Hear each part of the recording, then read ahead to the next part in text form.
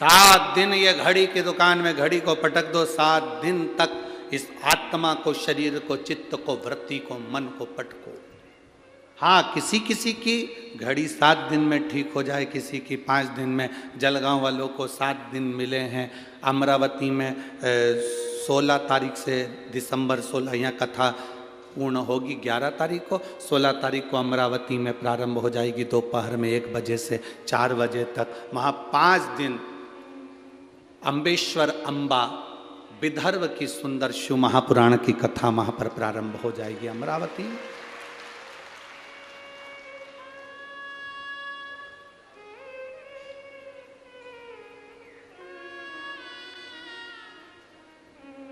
जो अपनी समय को यहां नहीं दे पाए वो वहां दो। अपना समय परमात्मा को देने का।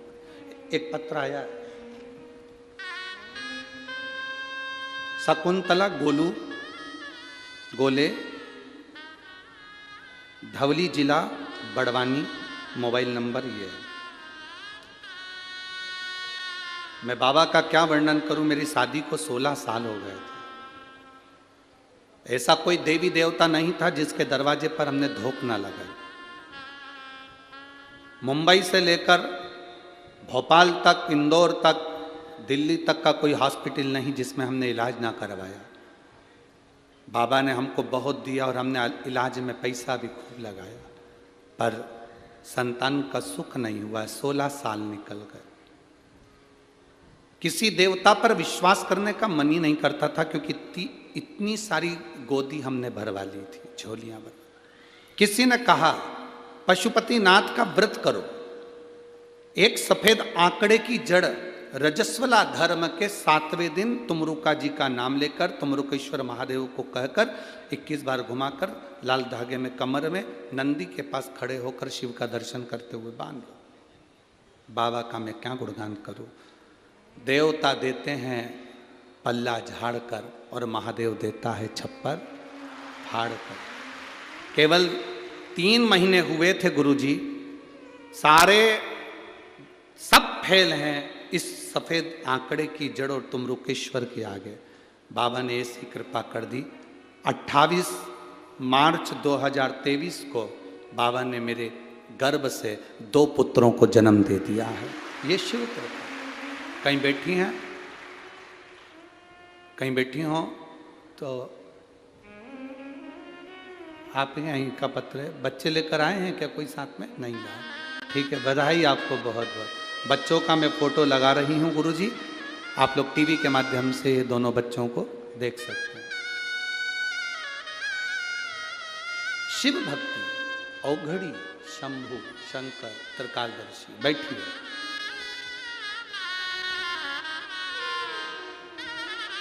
इतनी जल्दी हिम्मत नहीं हारना हमको। हम संसार के आगे जाकर रोते हैं ना, तो संसार वाले आंसू नहीं पोंछ सकते। हम दुनिया के लोगों से जाकर आस लगाकर बैठते हैं, इसलिए हमें दुख मिलता है।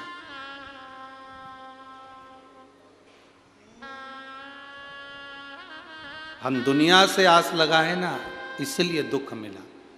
और इस पत्र में उस बेटी ने लिखा कि आखिरी बार जब सब दूर से आस खत्म हो गई, तब मैंने भगवान शंकर का पशुपति व्रत किया, उस पर विश्वास किया, आस लगाई।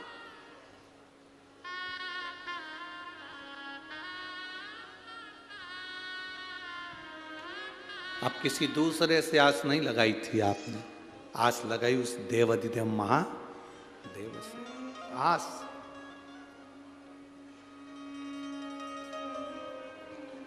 और लगन तुमसे लगा बैठे जो होगा, देखा जाएगा। तुम्हें अपना बना बैठे जो होगा, देखा जाएगा। आस लगा ली और बाबा ने वो आस फिर तोड़ी नहीं, बाबा ने वो आस फिर छोड़ी नहीं, फिर वो बाबा ने आस निभाई। थोड़ा बहुत तो मेरा बाबा देता ही नहीं है। तुम 1 मंजिल का मकान मांगते हो, वो 2 मंजिल बना के ही छोड़ता है, 2 मंजिल बनाकर ही छोड़ता है। थोड़ा बहुत तो देता ही नहीं है, वो बहुत कृपालु है। बस आपका विश्वास प्रबल हो, सब में अच्छा देखो। कोई तुमसे कहे कि दर्शन का मतलब क्या होता है, तो आप उसको कह देना दर्शन का मतलब होता है सब में अच्छा देखना, हम किसी में बुरा ना देखें।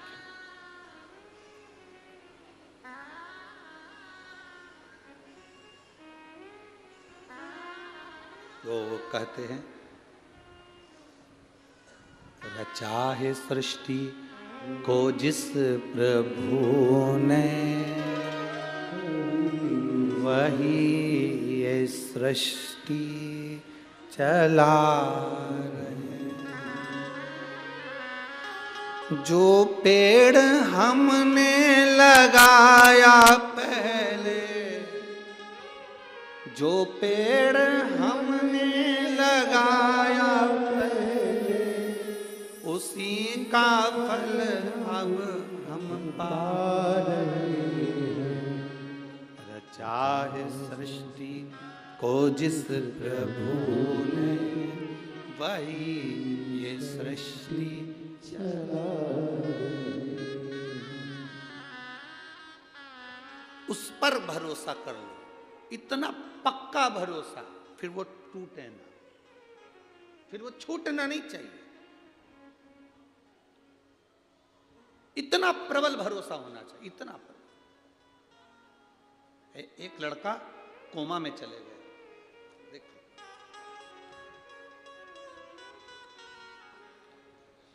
मेरा नाम कांता संजय बागुल है, मैं जलगांव की निवासी हूं।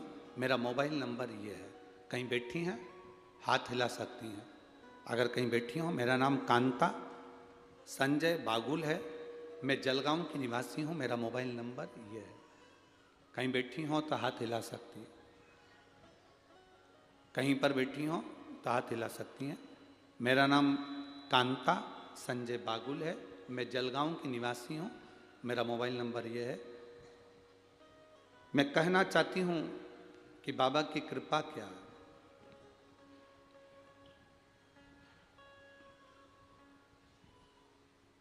शिव महापुराण की कथा नहीं है गुरुदेव, ये शिव पुराण नहीं। हम पूरा पत्र तो बहुत बड़ा है, आप लोग भी देख रहे होंगे एलईडी पर। अब इतना बड़ा पत्र तो हम पूरा, क्या बात है, जो खास चीज उन्होंने हेडलाइन पर मार्क करके दी है, लाइन लाइन बना कर दी है, उसका स्मरण करें। कहूंगी शिव पुराण नहीं है, साक्षात शिव है। जो कथा में बोलते हैं वो बाबा सुनता, ये निश्चित। गुरुदेव 22 साल का मेरा लड़का है राहुल संजय बागुल, बहुत बड़ा शंकर की कथा का भक्त है। पर बाबा आप कहते हो ना, दुनिया में सबको अपना अपना दुख आता है और वो काटना आपको ही है। छींक आपको आई है, आपको छींकना है। खांसी आपको आई है तो आपको खांसना, दुख आया आपको है तो आपको मिटाना। उसको ब्रेन हेमरेज हो गया। 22 साल का मेरा लड़का राहुल संजय बागुल, उसको ब्रेन हेमरेज हो गया। तुरंत डॉक्टर के पास जब लेकर गए तो मालूम पड़ा ब्रेन हेमरेज है। ऑपरेशन के लिए कहा गया। ऑपरेशन करने के बाद डॉक्टर ने कह दिया था कि हो सकता है ये कोमा में चले जाए और इसकी सुध चली जाए, ये जिंदगी भर पलंग पर पड़ा रहे। ठीक भी हो सकता है, पर 90% चांस यही रहते हैं कि कोमा में चले गया व्यक्ति तो जिंदगी भर ठीक नहीं होता। मेरे लड़के का हमने ऑपरेशन करवाया, वो कोमा में चले गया, पड़ा रहा, ना हाथ हिलता ना पांव हिलता, आंख में से आंसू बहता रहता। सारे इलाज फीके पड़ गए गुरुजी। 22 साल का मेरा लड़का, करूं तो करूं क्या।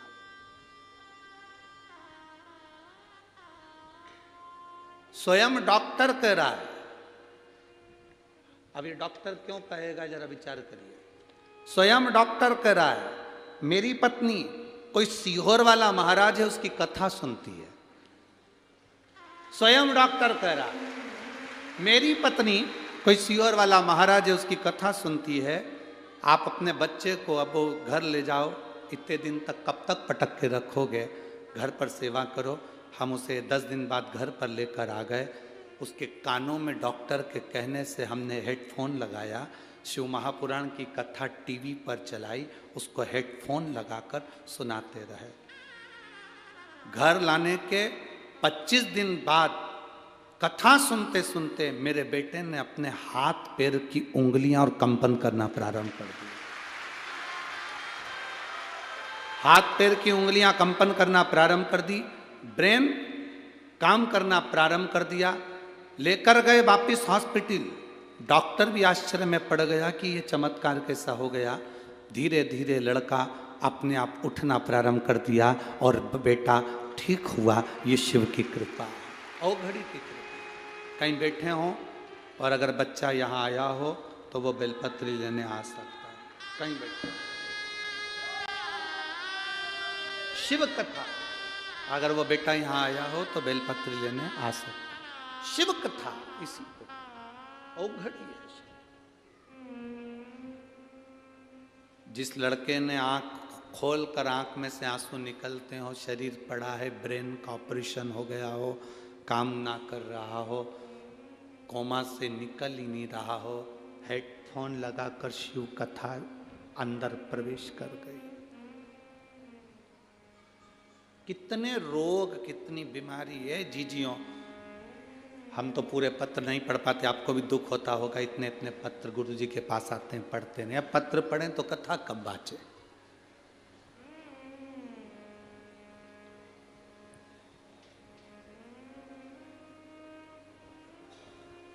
इतने पत्र पढ़ेंगे तो कथा कब बाँचे। ढेर सारे पत्र आप लोगों के आते हैं, सब यहीं छोड़कर जाते हैं। लोगों को दुख भी होता है, इतने सारे पत्र गुरुजी छोड़ जाते हैं, करें क्या उसका। हम भी प्रयास कर रहे हैं जल्दी से जल्दी अब एक ऐसा,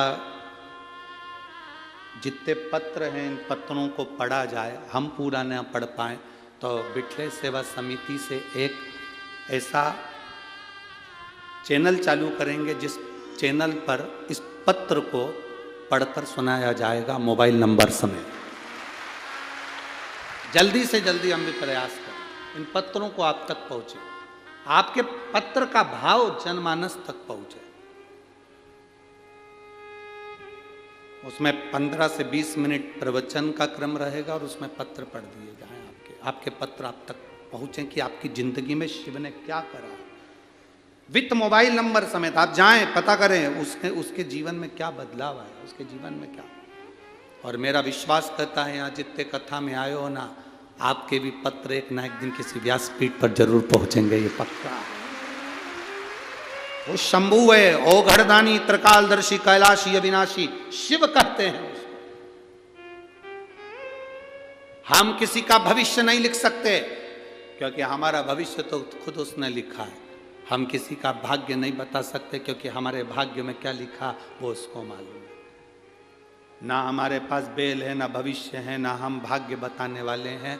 हम तो इतना जरूर कहते हैं कि बस हम उसके भरोसे हैं, तो आप भी उसके भरोसे हो जाओ। आप भी उसके भरोसे।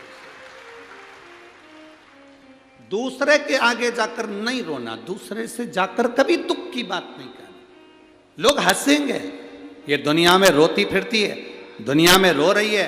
पहले तो खूब फूली फिरी, पहले तो खूब अपशब्द कहती थी, अब रो रही है। ना,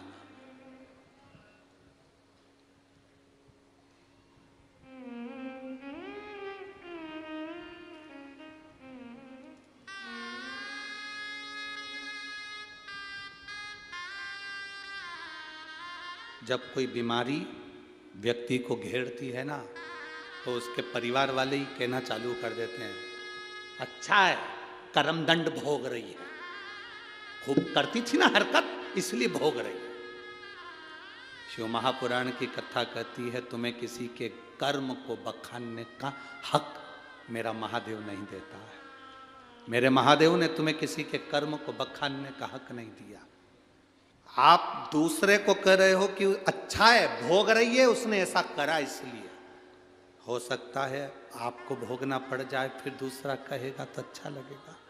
ना कहिए, बल्कि भगवान भोलेनाथ जी से एक लोटा जल चढ़ाकर प्रार्थना करो, मेरे 3 घर छोड़कर कोई रहता है, उसके यहाँ पर बीमार है मेरे बाबा, मेरा आज का चढ़ाया हुआ जल उसके पति को ठीक कर दे, उसकी पत्नी को ठीक कर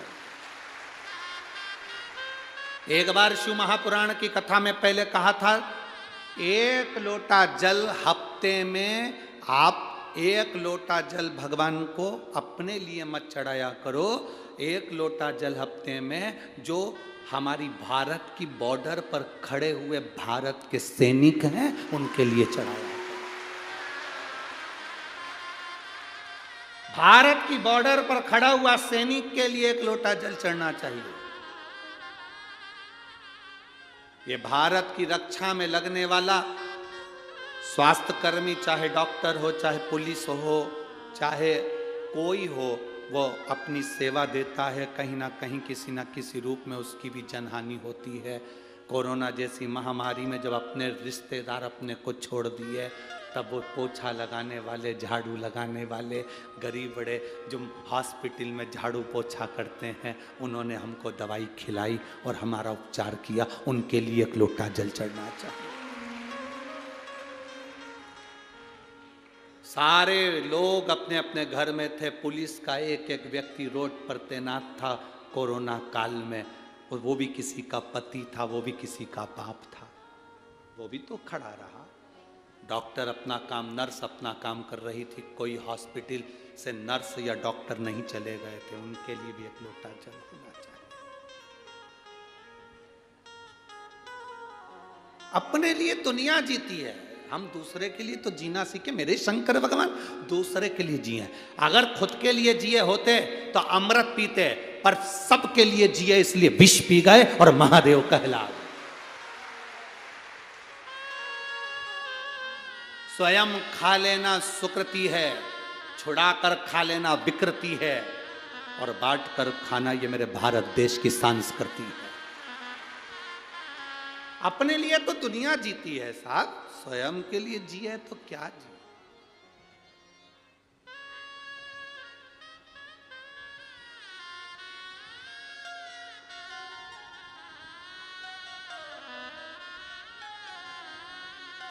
अपने लिए जिए तो क्या जिए, स्वयं के लिए क्या जीना, दूसरे के लिए। शंकर भगवान की कथा, आज कोई कह रहा था, गुरुजी आपकी कथा बहुत महंगी होती होगी, आपकी कथा बहुत महंगी होती होगी। हम उनसे कहते हैं कथा कभी महंगी नहीं होती, व्यवस्थाएं बहुत महंगी होती है। कथा महंगी नहीं होती है, व्यवस्था, टेंट लगाया, पंडाल लगाया, साउंड बुलाया, लाइट जलाई, जनरेटर चलाया, लोग आए, पानी पिलाया, भोजन कराया, व्यवस्था बैठने की, उठने की, खाने की, पीने की, रहने की, ये महंगी है। कथा महंगी नहीं होती, व्यवस्था महंगी होती है। कथा तो भगवान शंकर जो कुंभज ऋषि से सुने थे, कथा जो वेद व्यास जी ने कही थी, वो कथा आज तक महंगी नहीं हुई। कथा तो निरंतर चलती रहती है, व्यवस्थाएं महंगी हो जाती, करना पड़ती है। कितनी बड़ी टीम लगी है जलगांव की, यहाँ पर चौधरी जी से पूछे कोई यहाँ पर कि कितनी बड़ी टीम लगी होगी, कितने प्रशासन के लोग लगे हैं, कितना पुलिसकर्मी, चाहे वो यहाँ का नगर निगम, नगर पालिका, स्वीपर, ये वो, सेवादार, झाड़ू वाले, लाइट वाले, साउंड वाले, कितना टीम लगा है, कितना। वो जगदीश से पूछो, भरत जी से पूछो, चौधरी जी से, उनको मालूम होगा। यहाँ पालक मंत्री जी बैठे हैं, इनसे पूछो कि व्यवस्थाएं करने में कितना कितना लगना पड़ता। व्यवस्थाएं करना बहुत कठिन। लाखों भक्त आते हैं और लाखों भक्त जाते हैं, शंकर के भरोसे आते हैं और शंकर के भरोसे जाते हैं। शिव के भरोसे आ रहे हैं, शिव के भरोसे जा रहे हैं, भगवान की भक्ति के साथ में। शिव महापुराण की कथा कर रही है, दर्शन को समझे हम, दर्शन की मूलता को समझे हम, दर्शन के महत्व को समझे हम कि दर्शन क्या है।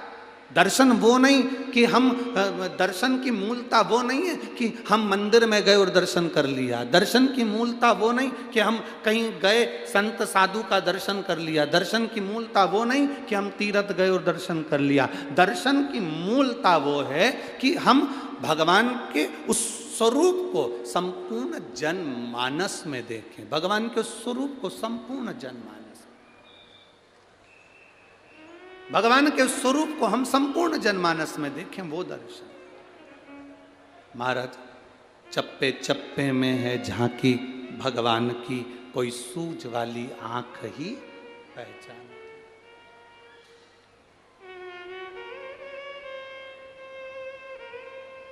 तुझ में राम, मुझ में राम, सब में राम समाया है, जित देखो उत राम की ही माया। सब में राम।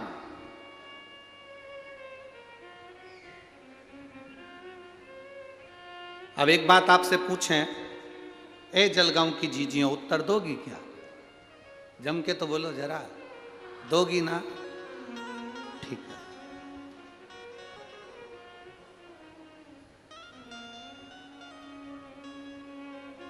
व्रत रखा तुमने एक, दिन भर भूखी रही, भोजन नहीं करा, पूजन करी, आराधना करी, कीर्तन करा, और घर में जितने लोग रह रहे हैं उनसे 24 घंटे झगड़ा करा, तो तुम्हें पूजन का फल मिल जाएगा क्या? जम के तो बोलो जरा, नहीं मिलेगा। अब एक बात आपसे और पूछें, उत्तर देते जाना है। तुमने मंदिर भी नहीं गए, भजन भी नहीं करा, उपवास भी नहीं रखा और कुछ नहीं करा, और घर में जो रह रहे थे रोज लड़ती थी, आज मन करा कि आज मुझे किसी से, अब मैंने कथा सुन ली, अब मैं क्रोध नहीं करूंगी, किसी को अपशब्द नहीं कहूंगी। जो तुम मंदिर में जाकर पुण्य कमाते, वो पुण्य तुम्हें घर में मिलेगा कि नहीं मिलेगा? पुण्य तुम्हें घर में मिलेगा।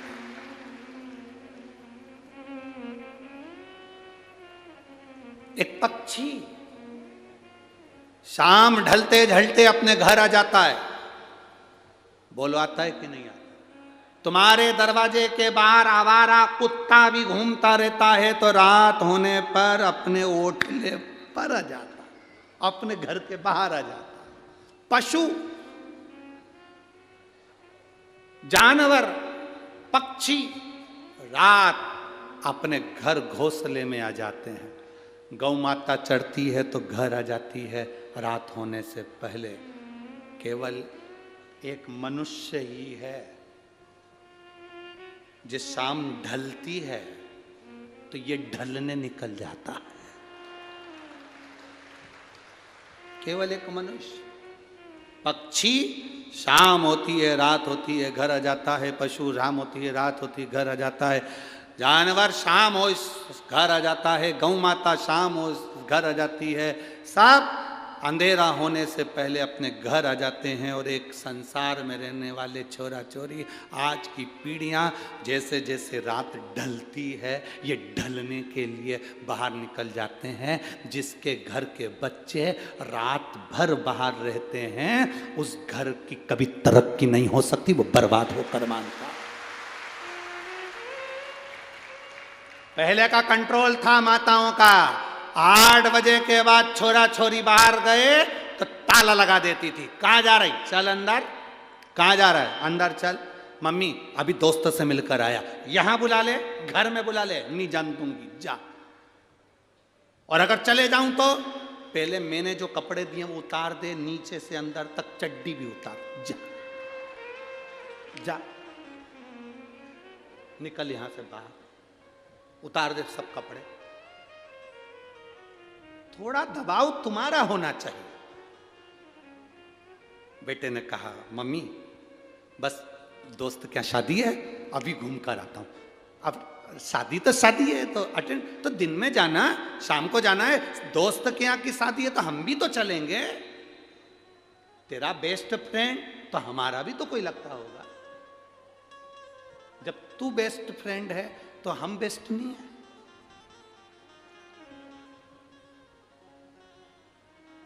घर में माँ बाप हैं और नए नए लड़का लड़की रोड पर गाड़ी के बोनट पे केक रख के हैप्पी बर्थडे टू यू मना रहे हैं।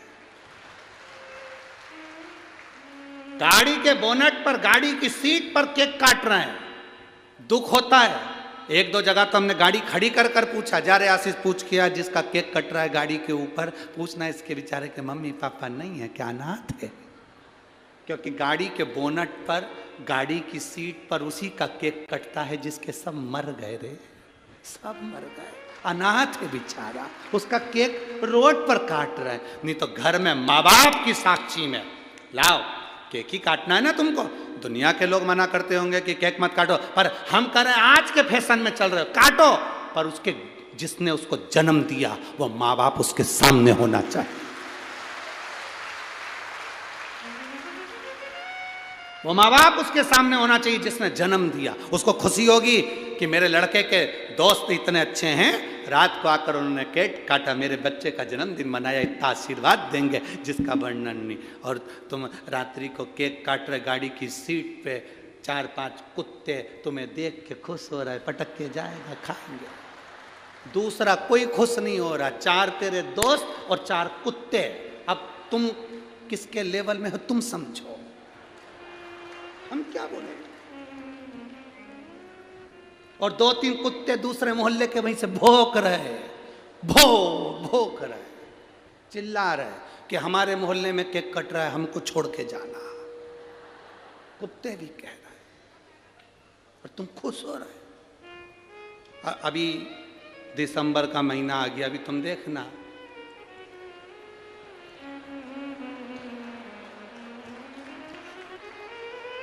अभी तुम देखो,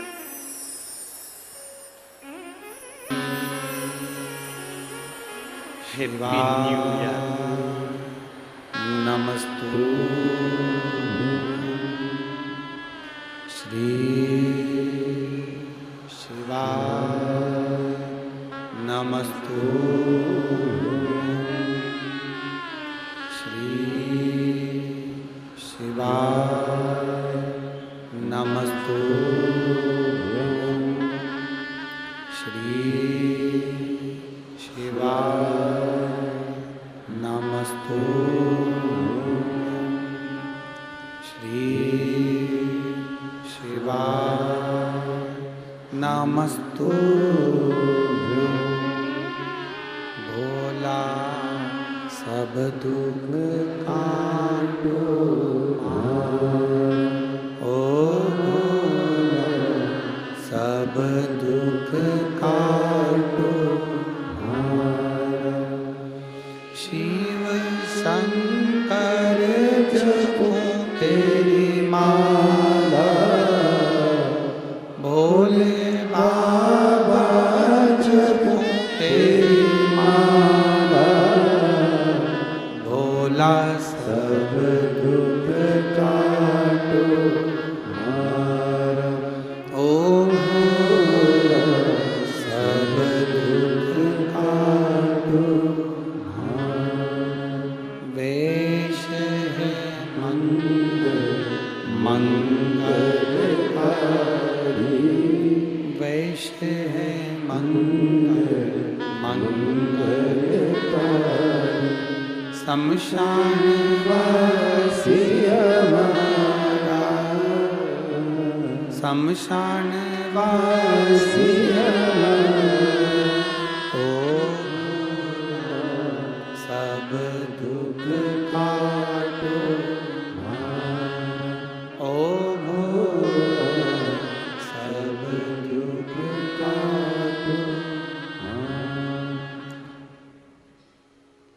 शिव कथा कह रही है, भगवान शंकर का संवाद कर रहा है। ब्रह्मा जी को थोड़ा सा अहम आया। अभी आपको कथा में कहा था कि अच्छा देखो अच्छा मिलेगा, ब्रह्मदेव नहीं देख पाए। ब्रह्मा जी के भीतर थोड़ा सा अहंकार जागृत हो गया, अहम जागृत हो गया। ब्रह्मदेव के भीतर अहंकार। भगवान विष्णु से पूछा, रिटर्न बढ़ाओ, भगवान विष्णु से पूछा आपके पिता कौन है? भगवान विष्णु ने कहा मेरे पिता स्वयं देव अधिदेव महादेव, स्वयं शिव पिता। हाँ, परीक्षा करने के लिए, पिता को जानने के लिए एक पर्वत को घुमाया और उस पर्वत से शिवलिंग की आकृति उत्पन्न हुई।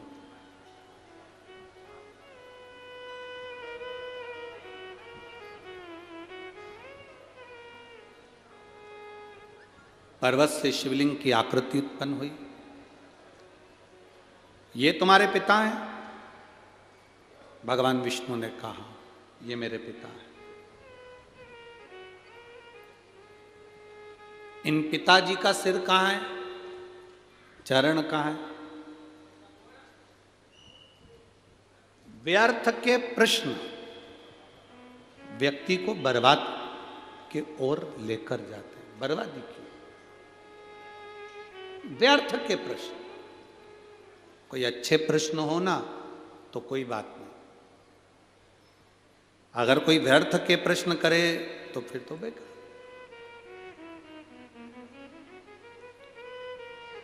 जैसे कोई कह दे कि एक व्यक्ति ने, एक कॉलेज के टीचर ने अपने स्टूडेंटों से पूछा कि ये बताओ कि मेरे पिताजी सफ़ेद शर्ट पहनते हैं और मेरी माँ सफ़ेद चावल बनाकर खाती है,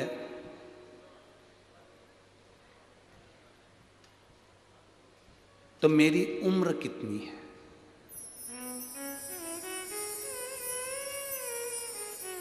प्रश्न क्या है?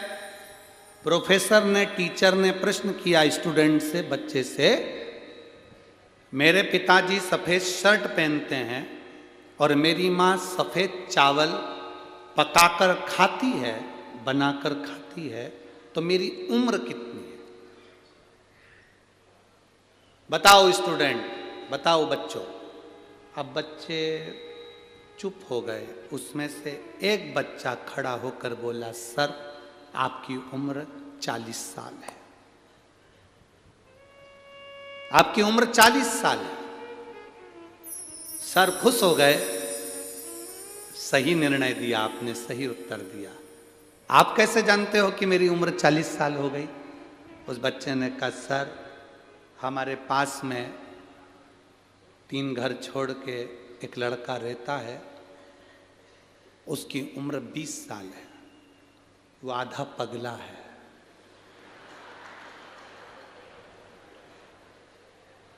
आपकी उम्र 40 साल है, मतलब आप पूरे पगले हो। ये कोई प्रश्न है? ये कोई प्रश्न है कि पिताजी सफ़ेद कुर्ता पहनते हैं, सफ़ेद शर्ट पहनते हैं, माँ सफ़ेद चावल खाती है, तो हमारी उम्र बताओ। अब ब्रह्मा जी ने भी ऐसे प्रश्न कर लिए भगवान विष्णु से, तुम्हारे ये शिवलिंग तुम्हारा पिताजी है, इसका सिर कहाँ है, इसका पाँव कहाँ है, बता। अब ऐसे फालतू के प्रश्न करोगे तो फिर बाद में कष्ट तो भोगना ही है।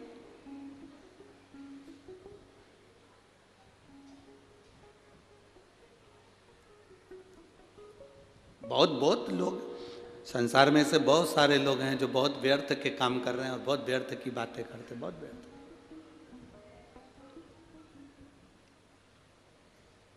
बहुत व्यर्थ की बात।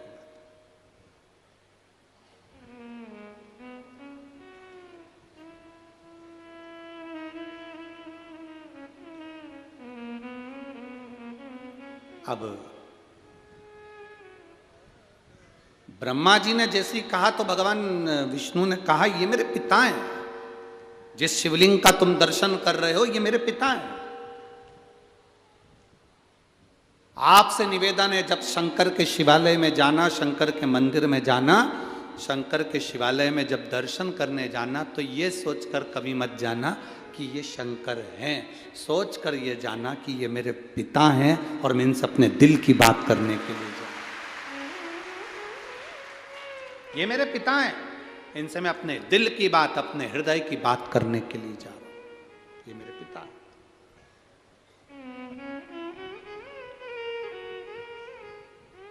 जब हम कथा में रोज कहते हैं ना कि जब कथा पूर्ण हो, आप लोग इतनी इतनी दूर से आते हो, 200-200 500-500 रुपये खर्च करके आते हो, समय निकाल कर इतनी दूर पहुंचते हो, बड़ी मुश्किल से ट्रैफिक में से निकल कर यहाँ पहुँचे हो, तो हम हमेशा कहते हैं जब आरती पूर्ण हो, कर्पूर गौरम हो, आरती होने के बाद भूमि को प्रणाम कर कर उसकी रज अपने हृदय से लगाकर उसको प्रणाम कर कर फिर जाओ। क्यों? शिव महापुराण की कथा में वेदव्यास जी लिख रहे हैं, भगवान शंकर स्वयं तुमरुका जी से कहते हैं, सुनो तुमरुका, जहां शिव महापुराण की कथा होती है, जब तक कथा चलती है, शिव महापुराण की उस कथा में देवादिदेव महादेव कहते हैं मैं कैलाश के समेत वहां पर विराजमान रहता हूं, वहां मैं स्वयं हूं, मैं स्वयं वहां पर विराजमान हूं। जब हम कथा पूर्ण होती है, आरती पूर्ण होती है, कर्पूर गौरम करुणावतारम संसार सारम भुजगेंद्रहारम, जब हम बोलते हैं, प्रणाम करते हैं, भूमि को नमन कर कर रज लगा कर जाते हैं, तो जीवन का कल्याण कर देते हैं। जीवन का कल्याण। एक पत्र आया है,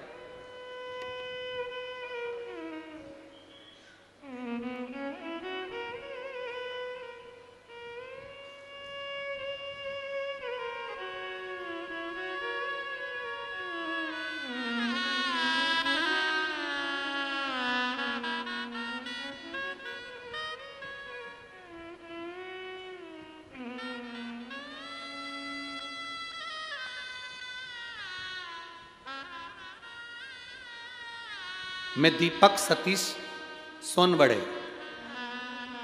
दशरथ नगर, जिला जलगांव। कहीं बैठे हो तो हाथ हिला सकते हैं,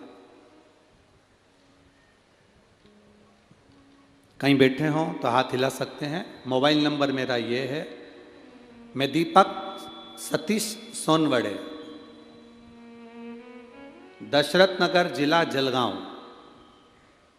लाइन लिखिए उन्हें, आप लोग पत्र चैनल के माध्यम से हमारे साथ में पढ़ सकते हैं। एलईडी पर पत्र दिख रहा होगा, आस्था चैनल वाले आस्था चैनल पर पढ़ सकते हैं। मोबाइल नंबर मेरा ये है, मैं दीपक सतीश सोनबड़े, दशरथ नगर, जिला जलगांव। लुटा दिया संसार काशी वाले ने, कर दिया माला माल काशी वाले ने। गुरुजी लोग कहते हैं पंडाल में कथा सुनने से क्या होता है, वहां बैठकर श्री शिवाय नमस्तुभ्यम मंत्र बोलने से क्या होता है, कथा पूर्ण होने पर रज को अपने हृदय से लगाकर जाने पर क्या होता है। मैं बोलता हूं, जो मंत्र बोलकर पंडाल में व्यासपीठ के सामने जो बोला जाता है, वो दुनिया में कहीं नहीं हो सकता, वो यहां होता है। वह सब यहां होता है। गुरुदेव, मेरे भाई पिछले 2 साल से बैंक की नौकरी के लिए प्रयास कर रहे थे। कई समय से वो बैंक की नौकरी का एग्ज़ाम भी दिए थे, पर उनका कभी रिजल्ट नहीं आया। गुरुदेव, सभी रिजल्ट कभी नहीं आए। मैंने उनसे कहा चल पंडाल में शिव पुराण की कथा है, वहाँ पर थोड़ा बहुत जो लोग कचरा पटक कर चले जाएं उसको उठाकर बोरी में भर कर कहीं साइड में रख देना, सेवा करना, जितना बन सके लोगों को पानी की बोतल भर के दे देना, पिला देना, जैसा बन सके उतनी सेवा करना। जब कथा चले 3 घंटे, एक जगह पर जहाँ जगह मिले वहाँ बैठकर सुन लेना। मेरे भाई ने मेरा कहना माना, मेरे साथ पंडाल में कथा सुनने के लिए आया। कल कथा का प्रथम दिन था। शाम के 4 बजे जब पंडाल में श्री शिवाय नमस्तुभ्यम का जाप आपने पहली बार, आप गुरुजी टीवी पर देखना, पहला जाप आपने 4 बजे कराया था। शायद आज भी पहला जाप 4 बजे ही हुआ है, ठीक है। कल आपने प्रथम जाप 4 बजे कराया था।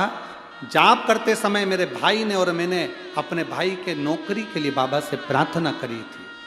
गुरुदेव, 1 जनवरी 2022 को मेरे भाई ने एक एग्ज़ाम दिया था बैंक का।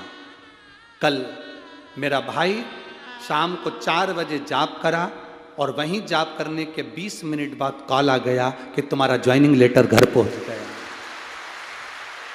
मैं बाबा को यहाँ धन्यवाद देने के लिए आई हूँ। ये शिव है। आप पत्र को अपने उस पर पढ़ सकते हैं। मैं दीपक सतीश सोनबड़े, दशरथ नगर, जिला जलगांव, मेरा मोबाइल नंबर ये है, मेरा ज्वाइनिंग लेटर मुझे मिल गया। ये शिव कृपा, योग घड़ी, शंभु शिव तत्व है। उससे जो कहा वो सुना। एक पत्र बड़ा सुंदर आया है।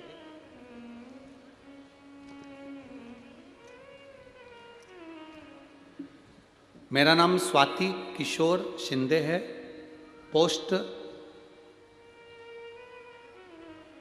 उंदीर के जिला, क्या लिखा है,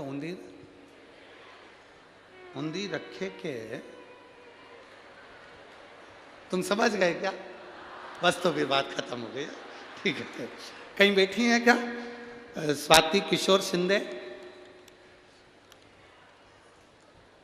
कहीं बैठी हो तो हाथ हिला सकती हैं। मेरा नाम स्वाति किशोर शिंदे। आप लोग पत्र मोबाइल पर और आपके टीवी पर स्क्रीन पर पढ़िए साथ में। मेरा नाम स्वाति किशोर शिंदे है, जिनका फोटो भी लगाया गया है। अगर वो आई हो तो हाथ हिला सकती हैं। ठीक है। पोस्ट डैश डैश डैश, ठीक है, जिला जलगांव महाराष्ट्र, तहसील पारोला, मोबाइल नंबर ये। 2022 में जुलाई के महीने में पता चला कि मेरे शरीर में गठान हो गई। गठान का इलाज चल ही रहा था कि शरीर में बहुत सारी गठान हो गई। बहुत सारी गठान देखी तो शरीर बहुत बुरा सा लगने लगा। हम डॉक्टर को दिखाने के लिए गए तो जब ख्याल आया कि इसको डॉक्टर को दिखाना चाहिए, क्योंकि गले में गठान और बड़ी सी हो गई थी। दिखाया, धूलिया में सिद्धि विनायक अस्पताल में चेक कराने के लिए गए। डॉक्टर ने कहा एक गठान निकालना पड़ेगी, उसकी चेकअप होगा। गठान निकाली गई, चेकअप के लिए भेजी गई तो ब्लड कैंसर था, और ब्लड कैंसर भी 4th स्टेज का था। आप लोग पत्र में पढ़ रहे होंगे, पत्र में लिखा है 4th स्टेज का कैंसर है। फिर डॉक्टर ने कहा तुम्हें केमो लगाना होगा। फिर नासिक के श्री गुरुजी अस्पताल में गई, वहाँ भी जांच करी। जांच करने के बाद डॉक्टर ने कहा कि 6 केमो लगेंगे। फिर मैंने 2022 अगस्त में पहला केमो लिया। फिर घर आकर किसी पड़ोसन से कहा, पड़ोसन ने कहा कि मंदिर जाया करो, बाबा से प्रार्थना करो, चढ़ा हुआ जल लाकर आचमन करा करो, बेलपत्र भी खाया करो। मैं वैसे ही करती गई। पड़ोस वाले कहते थे सीहोर जाओ, बाबा का रुद्राक्ष लेकर आओ। हम गए, बाबा का रुद्राक्ष लाए, विनती करी, और विनती कर कर बाबा का रुद्राक्ष लेकर जब आए, विनती कर कर उस रुद्राक्ष का वर्णन क्या करें गुरुदेव। तांबे के कलश में गलाना, शिव जी को जल चढ़ाना, और बाबा की कृपा से बाबा ने ऐसी कृपा करी। आज दूसरी बार जांच करने के लिए गई तो डॉक्टर ने कहा तुम्हारे शरीर में कैंसर नहीं है। बाबा की कृपा से मैं प्रणाम करने के लिए। ये शिव है, औघड़ी शंभु। मेरा नाम स्वाति किशोर शिंदे है। मैं ठीक है, और जलगांव, जिला जलगांव, तहसील पारोला, महाराष्ट्र की रहने वाली हूँ। और पोस्ट मोबाइल नंबर ये है। नाम तुम पढ़ लो, दिखाओ रे दिखाओ जरा चैनल वालों, गांव का नाम दिखाओ। पोस्ट नाम पढ़ो। जितने लोग टीवी पर देख रहे हो, एलईडी पर देख रहे हो, तुम वहीं से चिल्ला के बोलो कौन सा नाम है। उंदी। अब इनने क्या लिखा है वो पढ़ो तुम पहले, तो टीवी पर हो। ठीक है, तुम समझ गए ना? हाँ ठीक है। कहाँ गिरे? उंदीर खे ले। हाँ ठीक है। शंभु शंभु। एक ने तो पत्र रुमाल पे लिखा है, धुला हुआ है? नहीं तो मालूम पड़े ऐसे ही भेज दिया हो। पत्र लिखा उन्होंने। स्वाति तायड़े, पारस से हूं, कहीं बैठी हो तो हाथ हिला सकती है, ठीक है। उन्होंने पत्र में लिखा है, मुझे ब्रेन का प्रॉब्लम था,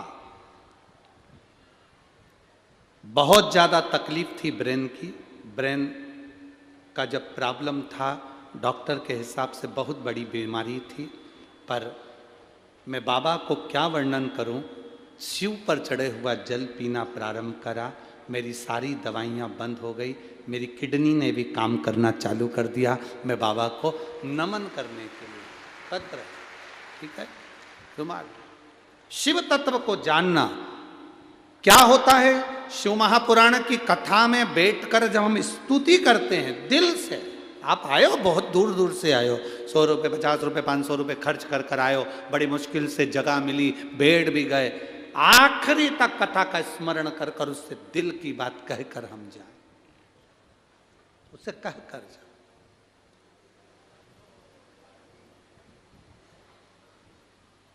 कई लोगों को चिंता भी रहती है, एकदम सब छूटेंगे तो गाड़ियां ट्रैफिक में फंस जाएगी, थोड़ा जल्दी निकल ले, और मालूम पड़े ऐसे ही भगवान के यहाँ जाने में जल्दी निकल लिए तो वो तो समझ वाली बात।